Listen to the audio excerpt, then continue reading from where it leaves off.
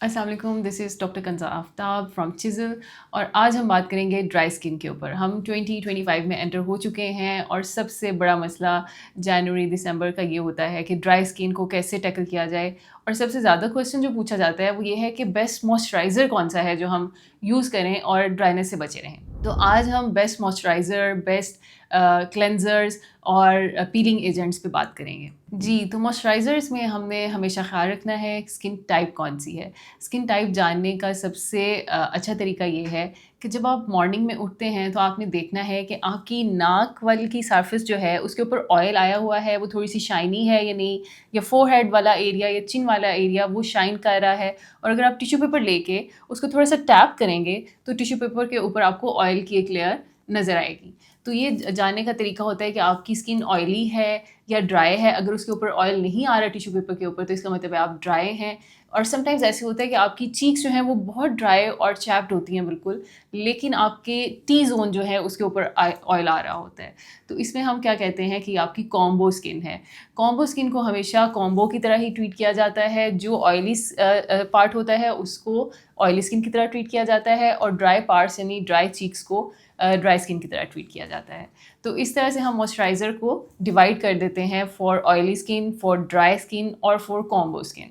तो आइए बात करते हैं सबसे पहले एक्स्ट्रा ड्राई स्किन की। ऐसी स्किन जो कि बहुत ड्राई होती है और बिल्कुल एक्जिमेटस, इरिटेटेड, इन्फ्लेम्ड स्किन होती है, उसमें हमें बहुत ही एक्लूसिव मॉइस्चराइज़र चाहिए होता है। एक्लूसिव मॉइस्चराइज़र का मतलब ये होता है कि जो पेट्रोलेटम बेस्ड मॉइस्चराइज़र्स होते हैं। अब मेरे पास एक बहुत अच्छा इंटरनेशनल ब्रांड का पेट्रोलेटम बेस्ड मॉइस्चराइज़र मौजूद है एंड इट इज़ अवीनो। अवीनो जो है इसमें स्पेसिफिक इंग्रेडिएंट्स ऐड किए गए हैं, और ये फॉर्मुलेटेड है फॉर सेंसिटिव स्किन। जो ख़ास तौर पे ये बच्चों में बहुत यूज़ किया जाता है। जो एक्ज़ेमा वाले बच्चे होते हैं, एटोपिक एक्ज़ेमा है, सेबोरिक एक्ज़ेमा है, तो उनमें अवीनो का बहुत अच्छा रोल है।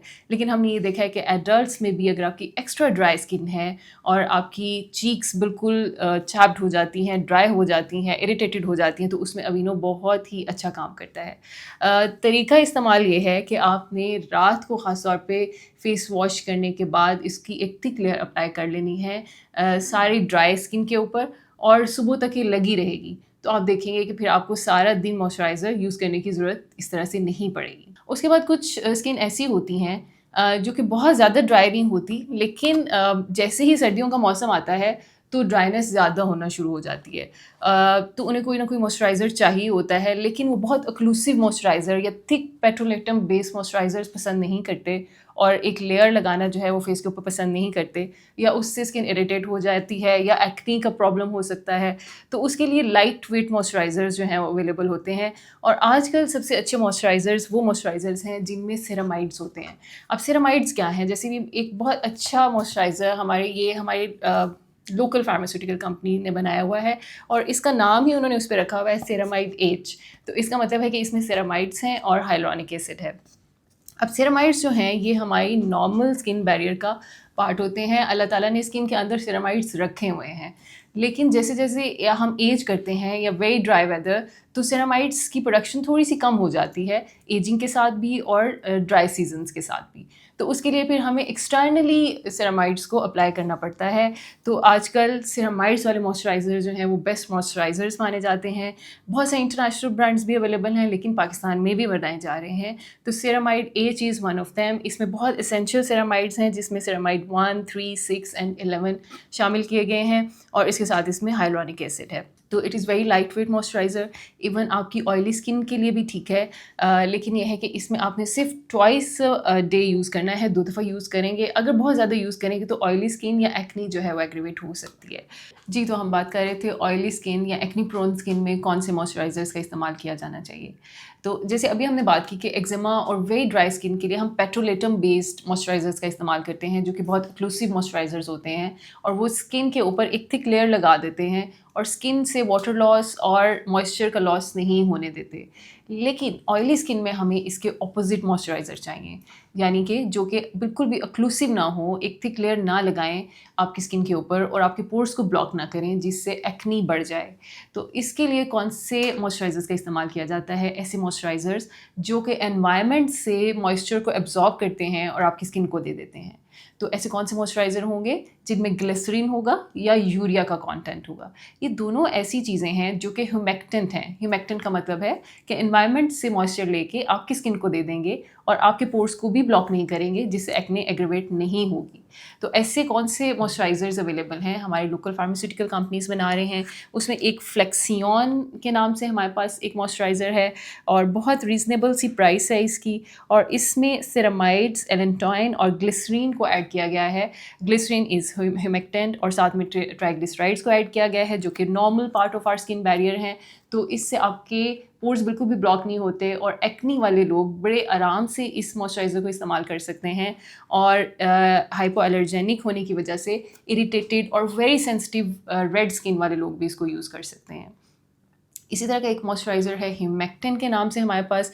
ह्यूमेक्टिन जो है ये भी एक बहुत लाइट वेट मॉइस्चराइज़र है और इसमें भी ग्लिसरीन बहुत ज़्यादा है, ट्राइग्लिसराइड है, लेकिन इसका जो एक इंग्रेडिएंट बहुत डिफरेंट है, that is macadamia nuts. Macadamia क्या करता है कि इट इज़ एंटी इन्फ्लेमेटरी। तो अगर आपकी स्किन बहुत ड्राई, रेड, इरिटेटेड होती है तो इसमें एक ऐसा इंग्रेडिएंट ऐड किया गया है जो कि आपकी इन्फ्लेमेशन को सेटल कर सकता है, रेडनेस को सेटल कर सकता है।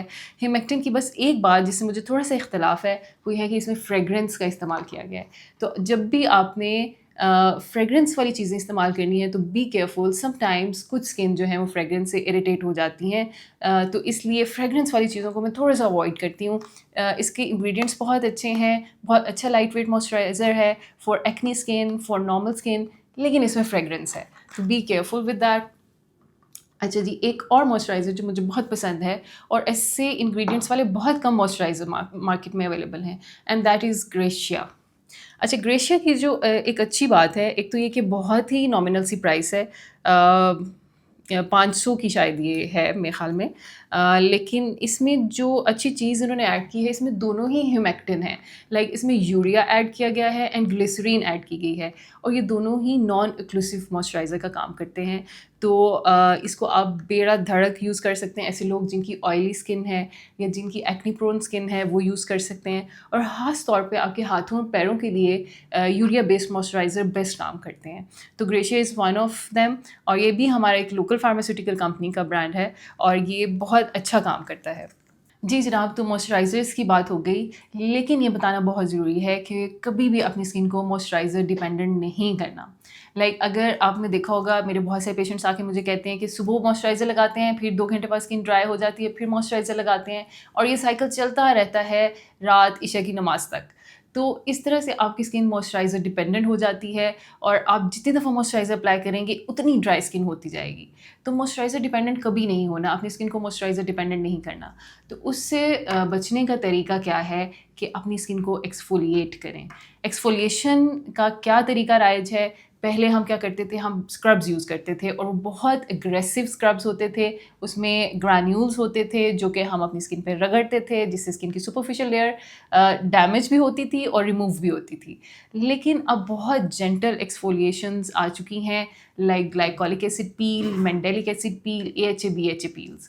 तो इनको आप वंस अ वीक यूज़ करेंगे तो आपकी सुपरफिशियल डेड ड्राई स्किन जो है वो रिमूव हो जाएगी और नीचे से बिल्कुल सपल सॉफ्ट स्किन निकल आएगी, जिसकी वजह से आपकी स्किन लीस्ट डिपेंडेंट रहेगी ऑन मॉइस्चराइज़र, और आप एक दफ़ा भी मॉइस्चराइज़र लगाएंगे तो आपका सारा दिन बड़ा अच्छा गुजर जाएगा।